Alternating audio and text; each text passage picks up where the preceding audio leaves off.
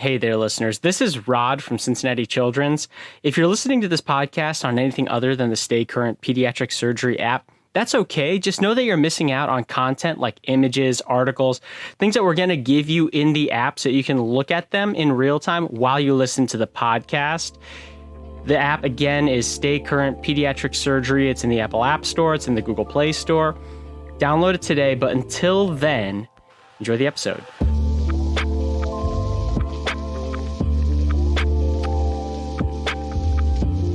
To all of my surgical colleagues out there, I have a challenge for you. I want you to spell the word Varus, as in Varus needle, that little spring-loaded needle we use to create pneumoperitoneum.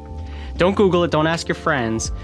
This is how some of my attendings spell it. This is Dr. Bondoc, Dr. Rymeski, and Dr. Garrison, all at Cincinnati Children's. Veres, Veress.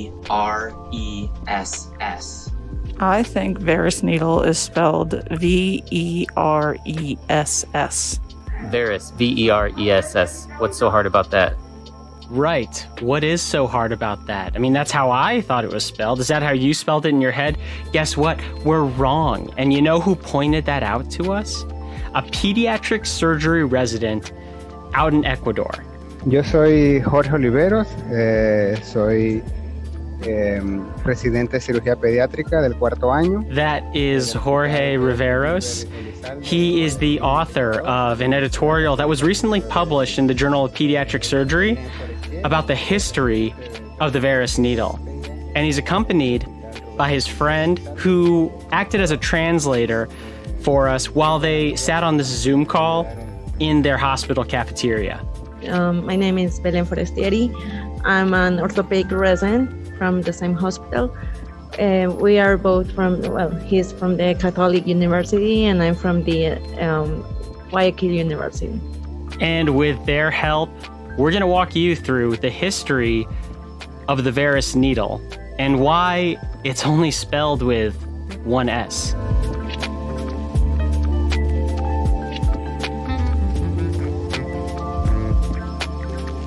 So Jorge is a very smart guy, and he reads the Journal of Pediatric Surgery every month when it comes out. He's leafing through, and he notices something interesting to him. Escribí sobre... So I wrote this letter because Journal of Pediatric Surgery, which they wrote an article with the word Veres, which was wrong, right? I think that people has to know things well, how they're reading before talking about this topic. And he goes a level deeper than that to say that we should have respect for the surgeons who came before us, who created these innovative tools that we still use today in 2021. But it's not like Jorge is a big history buff. So how did he notice this? Estaba estudiando sobre los materiales. Actually, I was studying the materials that we use for laparoscopic surgery. I realized that in some other articles, there were with one S and then two S. So Jorge is reading textbooks, noticing a discrepancy. Sometimes they spell Varus with one S, sometimes they spell it with two. I'm going to be honest, I would have just brushed it off and kept reading. But Jorge's level of attention to detail is not only why he's going to be a better surgeon than I will be, but it also motivated him to take a deeper dive and find out about the creator, Dr. Veres. El Dr. Veres Dr. Janos Veres is born in Hungary in 1903. He gets his medical degree in 1927 at the University of Debrecen. By 1932, he's the head of internal and respiratory medicine at the regional hospital of Kapuvar. He was an internal medicine doctor and also an pneumologist. So he's a lung doctor in the 1930s at a time when tuberculosis is very common and hard to treat. And the way that they treated it back then was very different from how we treat it today. to collapse the lungs. You heard that right. The way that they treated tuberculosis back then was by creating an iatrogenic pneumothorax. They basically have that affected lung collapse. And Dr. Veres created a way to do that with his spring-loaded needle. They used it there for several years, but then in 1938, he decided, I should publish this. He published an article in which it was in Germany. And that publication was super popular. Everyone around the world who was treating tuberculosis suddenly wanted to use this Veres needle. But there was a problem with the publication. That's when they made the mistake by writing the name with double S. So the German publication accidentally inserted an extra S.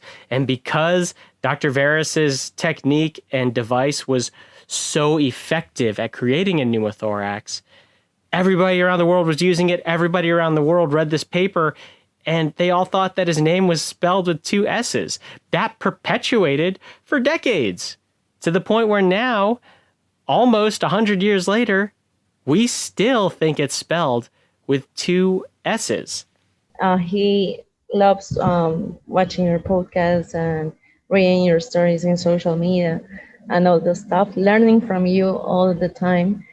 That's the part that really hit me in the feels. I mean, that's why Todd and I do this. That's why we put all this information out there on the internet, because we want to help pediatric surgeons around the world. And the best part is when they come back and teach us something, like Jorge did today with the assistance of Belen. And hopefully that he's working on his English, so hopefully another time he can speak more fluently with you guys.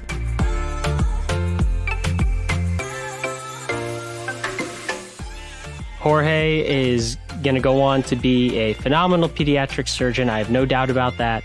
Belen, I know, is going to be an outstanding orthopedic surgeon. And Todd and I were trying to recruit her to come to the United States. Her English was fantastic. If you are listening to this podcast somewhere out in the world and you have a cool story you want us to tell, this here is proof that language is a barrier that we can overcome. And we want to tell your story. So shoot us a message. If you're in the app, you can leave a comment, or you can find us on social media.